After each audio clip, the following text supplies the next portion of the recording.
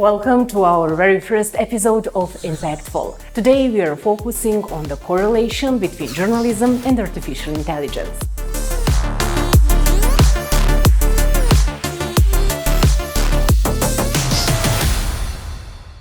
Our first guest is Joe Amditis. We are hearing a lot about ChatGPT and AI tools these days. However, not all journalists have begun to use them. For those who are new to AI, what simple advice would you offer, and what should be their first step? I think the most important first step is to just start playing around with it. Just look at it, make a free account, or play around with one of the ones that doesn't have to be ChatGPT necessarily. Start playing around with it. Just start talking to it, start trying to trick it, see what it can do, see what it can't do, start to push the boundaries and see what it's good at. And then you'll start to understand some of the things that it might be good at helping you with. A lot of the folks who I talk with and who I've worked with on this kind of stuff start really small. For instance, they take a story that they have written or a piece of writing that they've produced, and they put it into the bot, and they ask for a 1-paragraph summary. And then because they've written that material, they know it intimately, and they can go look through and make sure that it's right. And then from there, make me a list of 5 additional questions that readers might have after reading this story. Little things like that, just to sort of test the waters and see sort of how it performs with different tasks. I think that's the best way. The best way is to just get started. It is very early still, and so in all likelihood within 6 months the tools will be different. They'll be bigger, better, more evolved, more efficient, but the core aspect, the core relationship between that information and the tool that you're using to edit it, I think it's going to relatively remain the same. And so just like when people started to learn how to Google things, it's kind of funny because back then in the early 2000s everybody was learning how to Google, and you had to frequently remind people, no, you don't put a whole sentence in there. You don't ask a whole question. You just use keywords. And now sort of we've wrapped around, and now people have to learn, like, no, you don't just put keywords in there. You just ask it a question, just talk to it. Ask it what it needs from you to accomplish a task. Ask it for suggestions on things, and just start to get a feel for how the back and forth works, and what it might look like. You'll immediately start to see possibilities for your own workflow and your own operations to see how you can maybe expand on those questions and prompts. For which purposes can we use AI tools? Ask it to reformat your text to make it easier to read. You can do a variety of little basic tasks, little back office stuff that you tend to find like most time consuming, or here and there, the sort of annoying stuff. I'm a lazy person at heart. I'm a lazy person who doesn't want to, in the sense that I hate doing things that I know are bullshit and that I know are boring. Maybe they might be necessary, but I'm always looking for ways to streamline those tasks, or make them, put them over to the side so I can focus on doing the important work, the stuff that I get excited about, serving the community, making things, creating. And I see these tools, and I have from the beginning as a way for my lazy mind to spend less time on the boring and repetitive stuff, obviously assuming and ensuring that they're accurately and successfully completed. To spend less time on doing that and more time doing the things that I love and that I wake up and go to work for every day. How can we set goals and discover which tools are most beneficial for us? The goal is not to just use these things everywhere just because they exist or for the sake of using them because they're neat. The goal is to find ways to make journalists more effective, more efficient, and to allow them more time to be out there reporting and serving their communities. The goal should not be to offload all of the important stuff so that you have more free time to do whatever you want. It should be to find ways to eliminate useless, extraneous, busy work that you can relegate to these tools. And something like Zapier, which is an automation tool. There are tools out there that have sort of been doing that. There are companies and resources out there that have allowed journalists to do that for ages. This is just another one in that stack that you can find ways to incorporate into your workflows. And it's pretty easy to integrate, especially with something like Zapier, which I use all the time, which basically just allows you to set up if and then responses. So if something happens in this Google Sheet, then do something like this. If something happens in this Airtable base, then perform this action. If I get a new email that I flag under this label, then apply this action. And so when you start to build out and you see, okay, it's not just that I can ask these questions of these bots, but if I can get these responses tailored to that, they're consistent, and I can automate them or make them happen based on certain triggers or inciting events, then I can start to see where the productivity really comes in. And I don't have to. Maybe I take a police blotter or, police press releases, and I have it give me bullet points of what the important things are, and use that to develop more robust reporting instead of just simply running the press release from the police. There's a range of opportunities there to use these tools to put the relevant information in front of you at the forefront, so that you don't have to spend time sifting through that to get to the nuggets, especially if you know, after doing this so many times and after working with these materials for so long, where the nuggets are, but you just happen to have to open 6 or 7 windows, for instance, in order to get to those points. Those are opportunities and areas where you can set up these types of automation and bot responses if you're confident in their accuracy, to shave off those couple of minutes that you would have spent, and over time that'll build up and that'll add up. One day I was on LinkedIn and noticed that your guidebook had been widely shared. I believe that by now most people have read it. Those who haven't definitely should, as it's full of useful tips. Could we highlight a few of those for ChatGPT prompts? One of my favorites that I think is most useful, and we found really, really interesting, is, when you publish a story or when you do a blog post or you write about something or you publish a report, oftentimes it seems very self-evident to the people who worked on it or the journalists who produced it that this is something that people should care about. And one of the things that we found is that oftentimes it may not be as self-evident to someone who isn't as involved in that process. And so we like to have it, we'll write a blog post or, a Medium post or whatever, and we'll put the text into the bot automatically through Slack, and it'll come back, and I've asked it to give me 5 bullet points and explanations or why people should care about this. Make the case for why this community would care about this. Give me 5 possible questions that were not addressed in the original copy.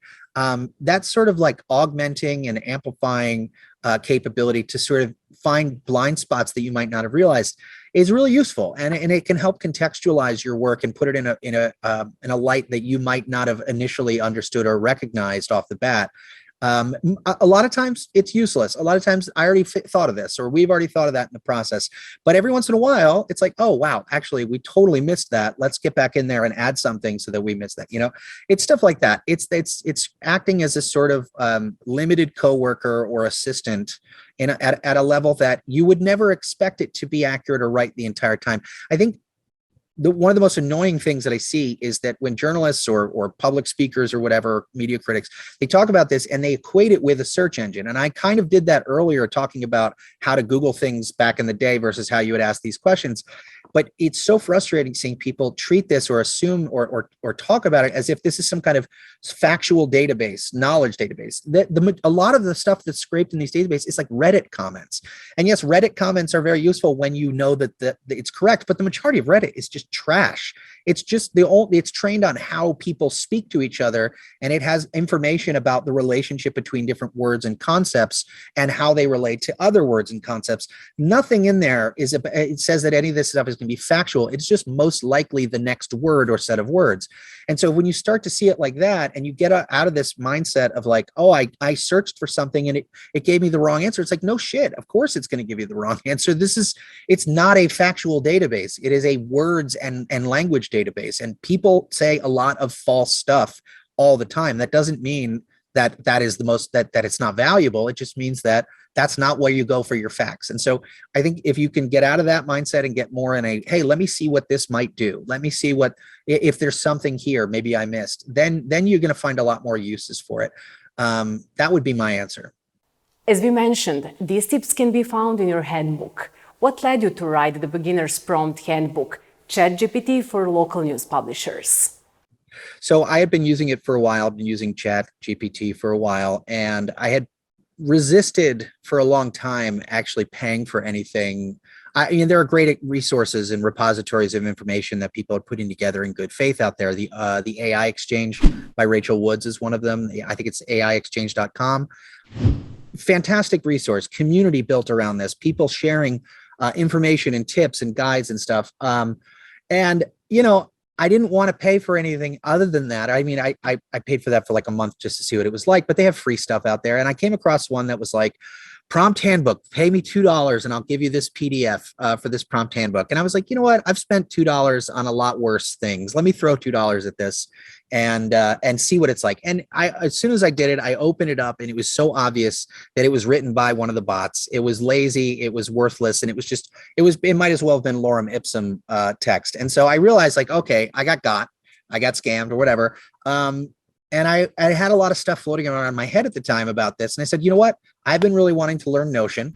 So let me download Notion and let me use this as a project. Let me try to come up with my own prompt handbook, because I found a lot of things that are fun, that are interesting, that work for me and that work in these current models. And of course, as soon as I published the handbook, it was basically out of date in a lot of ways as well, because these models change. But I tried to focus on the sort of core aspects of the language that you use and the relationship, the back and forth between you and these tools. And it just started going from there. And I just used that as a spot to dump the stuff that was in my brain onto the screen so that I can keep track of it. And it turned out to be, it turned into this handbook. And it just keeps getting longer and longer because I'm still adding stuff to it.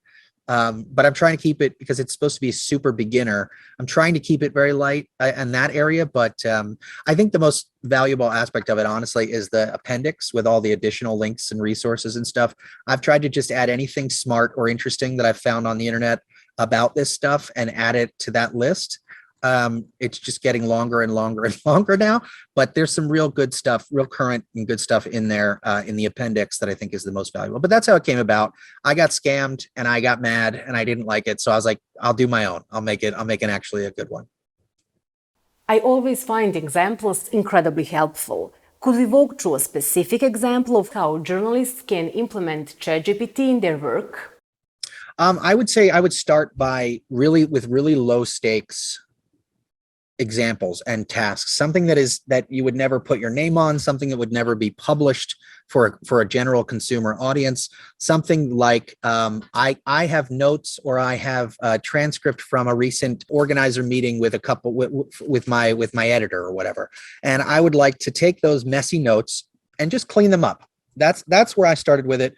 I have a transcript, or I have some minutes, some meeting minutes, and I'd like to just clean them up and make them look nice and reformat the text, give them some headings, use some markdown formatting. This thing can convert natural language into markdown formatting, which is a very useful language to use when you're talking about text and things on the screen. So I start just mess around with some of the formatting, see what it can do in that sense. And you'd be surprised how much of a benefit sending a well-formatted email to your colleagues can have, as opposed to many examples I've seen where people seem to have 2 or 3 different fonts, a couple of different sizes, maybe even a different color of text. If you take that and you have the bot sort of clean it up and dress it up and make it look nice, see if it can do that and see how it does with those. And then just, I think just go from there. I can't stress enough, just start, just mess around with it, ask basic stuff, try to trick it, try to see what it can and can't do and see how well it does. But anything that is a very low stakes or low risk environment where you don't have to be correct or you don't have to be perfect, start there and then build out to things that are a little bit more complicated and maybe a little bit more consequential. Could you share one of the most successful or interesting ways ChatGPT has been used in a local newsroom? I don't know if it'd be interesting to everyone, but for me, I really like its ability to go through a transcript of a town council meeting and pull out quotes that it has identified as emotionally resonant or interesting or engaging, and then to be able to explain the news judgment that went into those choices. And I think using it as sort of a red team, as a first draft red team for your stories or for your coverage, to be able to give it the text of your story and say, tear this apart, be very critical, tell me all the places where I could possibly have gone wrong or what might happen, and to use that as like a first pass before, along with and alongside human editors, can save some time and can be really useful. And it's also nice to see, you're writing from a different perspective, one that is, you don't have to feel ashamed if it criticizes you, because it's not your coworker telling you suck. It's a bot that says, hey, this part sucks, So I don't know. I don't really think, it's interesting insofar as it might help with grant writing for local news organizations. Again, those are things that are very high stakes and possible risk. So I wouldn't, just like any text that you get as a publisher or as an editor, you need to edit it and you need to vet it and make sure that it's okay to put out under the name of your organization.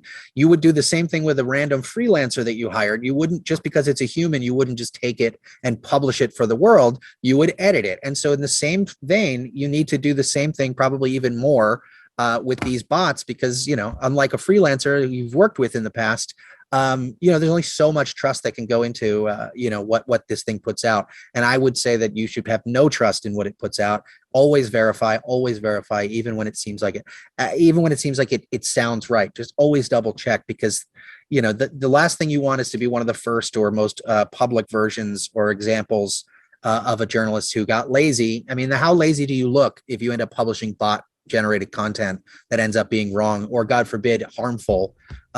And that goes against every journalistic ethics principle that, was ever written. So what do you see as the biggest potential risks or dangers associated with the rise of AI in journalism and news production? A couple of things I'm concerned about. These models that are trained now are proprietary. There are a bunch of open source ones as well.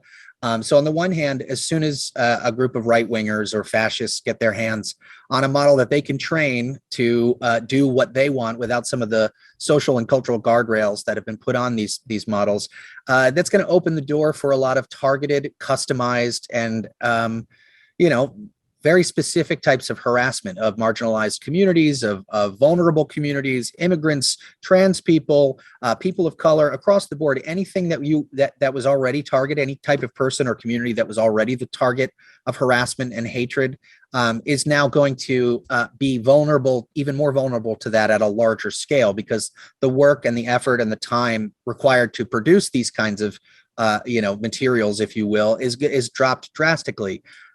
Also, when it comes to voice cloning, one of the biggest tells on I don't know how many scam calls you get on a regular basis, but we get a lot of them. I certainly do.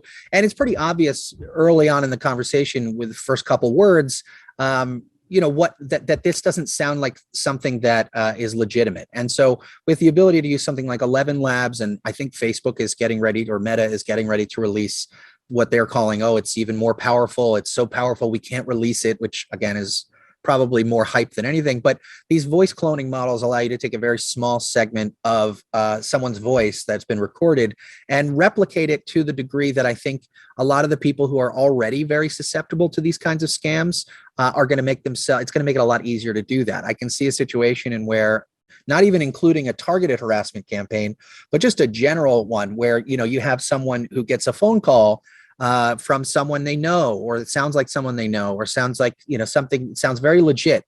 And then they get this phone call asking them to do a series of tasks like buy gift cards and send them the codes.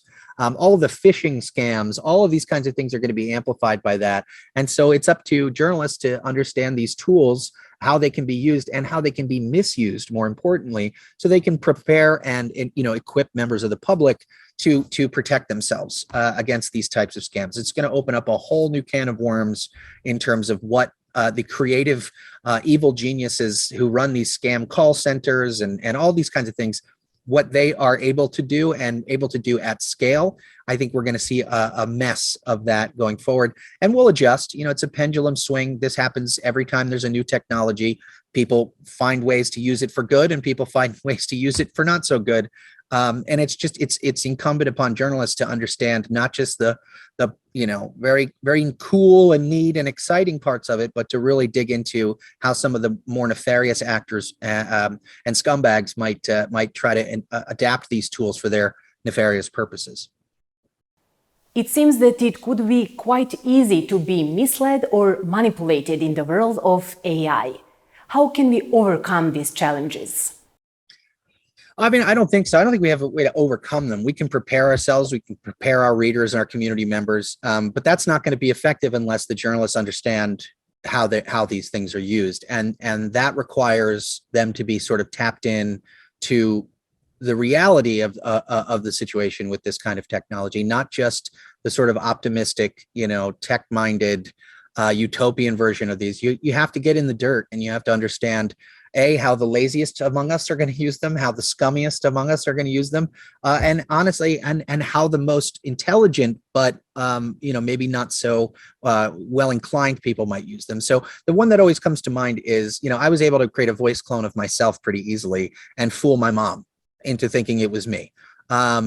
And I know I've seen videos all over the internet. I watch them. There's Twitch streamers who waste scammers' time. I've gotten calls from scammers where they're asking you, or they're asking your grandma or your grandpa to go to Walmart and go to a store and get a Google Play gift card or get an Amazon gift card in order to pay their IRS bill or something like that. I mean, they're already really convoluted scams, and it's amazing to me personally that people fall for them. But if you add a new layer of conversational bot to this to allow it to bridge that gap, a lot of times, the scammer might not speak the same language as the person as a first language as the person that they're trying to scam, and that might be a tell. Well, with these, you're able to perfectly replicate the accent and speaking patterns of someone who is a native speaker of that language. Translate that into whatever languages you want, and in near real time, if not having a repository of audio recording responses to common questions, you're able to present a much more convincing front and a much more convincing scam. So I expect we'll see an increase in those. And I think, again, journalists really have to understand that this is what's going on. They can't shut themselves off to that, and they have to preempt that and get ahead of it and say, look, here's I mean, how many phishing emails do your coworkers fall for? That sounds like a really legitimate email. We all have to do our tech training, our IT training every year to remind us, hey, don't click on the sketchy links. And yet, I mean, I've gotten got before. I fell for a phishing one. I mean, I didn't go through with it. I didn't put in my information, but I've clicked the link, and then you realize, oh damn, I got caught. This is a phishing email. So you take that and our already existing relationship with, let's just say, with technology as it emerges. And the pandemic is a great example of this.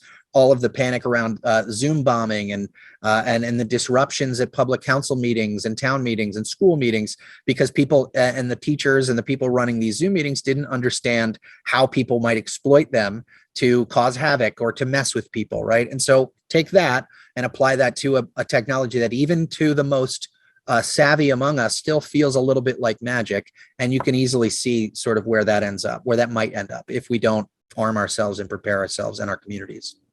Last question for today. What does the future hold for us? I think the small newsrooms are probably best positioned from a human resources standpoint to take advantage of this. I mean, the New York Times, all these like big news organizations, my biggest fear with them is not so much the tool, but the profit motive that drives all of their business and newsroom decisions. Obviously, we haven't talked about the layoffs and the job losses and things like that, which a media sector, at least in the United States, is already experiencing one of the biggest mass layoff periods. We're seeing strikes across the board. And AI is part of these conversations, but it really is capitalism that is driving these layoffs. The shareholders' values do not align with the values of the community or the public service journalism that these organizations and journalists claim and do indeed support. So in that sense, if you're your own boss, or if you're like a team of 3, you're probably not going to lay yourself off to use these bots. And especially because that they can't actually do the job of a journalist. They were so far off from being able to do that. And I would argue they probably never will be able to do that on their own, at least to any like actually community engaged level. I'm much more worried about CEOs and executives in these boardrooms who think wrongly that these bots can take the jobs of humans, just like we saw over the last 20 years with any new technology pops up, and these shareholders, these board meetings, they jump on it and they discard their human capital in favor of a quick fix. You know, you don't want to turn journalism into the self-checkout version of media. So at the small level, I think it's going to be great because you'll be able to do things faster. You'll be able to you'll be able to do certain things faster, more efficient. You'll be able to spend less time, hopefully, on the boring stuff, and more time serving and interacting and engaging with your community members, the people who you are there for in the first place. Thank you, Joe. Thank you so much. I appreciate it. It was great talking to you. Thank you, everyone. I hope that we will meet in the next episode of Impactful.